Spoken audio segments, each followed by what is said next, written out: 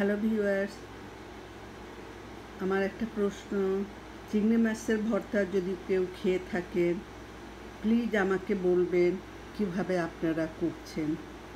কারণ আমি চিংড়ি মাছ খাই না, কিন্তু আমার মেয়ে খুবই পছন্দ করে।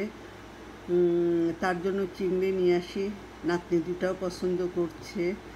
এখন এতখানি জিনিস আমি ফেলে দিই, লেজের অংশ সম্পূর্ণটা আমি কেটে ফেলে দিই। কারণ অবশ্যই আছে, যেটা আমি এর ভিতরে দেখতে পাই কালো কী জন্য একটা, আমি ওইটাকে নিয়ে যদি আমি এত দূর পর্যন্ত যাই, লেজ পর্যন্ত গিয়েও আমি কালো অংশটা দেখতে পাই।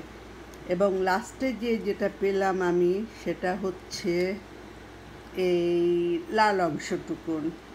তো এইগুলা তো নোংরা জাতীয় জিনিস হবে হয়তো।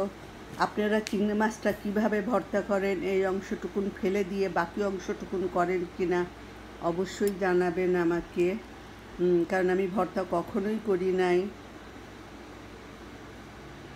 এই যে আমি যেটাই পেয়েছি,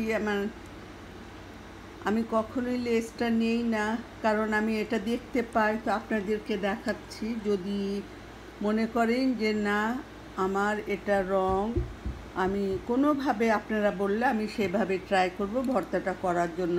আসলে প্রতিটা জিনিসই খেয়ে দেখা দরকার যে কেমন লাগে। এটা আমি সম্পূর্ণ আনাড়ি এ বিষয়ে, কারণ আমি কিভাবে এটাকে ভর্তা করব নিজের চোখে দেখার পরে। আমি যে অংশটা নিলাম সেটা সম্পূর্ণ, মাথা তো দোকান থেকে আলাদা হয়ে গেছে। তো আমি মাঝখানের অংশটুকু নিয়ে যাই করি। আমি আজকে পালং শাক রান্না করলাম, তার ভিতরে দিলাম আর বাচ্চাদের জন্য চিংড়ি এবং আলু দিয়ে একটা রেসিপি করছি, সেটা করলাম। কিন্তু এই অংশটা এখন আমি ফেলে দিব। তো ভাবলাম আপনাদের সাথে একটু শেয়ার করি। আমাকে সাহায্য কেউ করতে পারেন কিনা বলবেন, কিভাবে ভর্তা করতে হয়।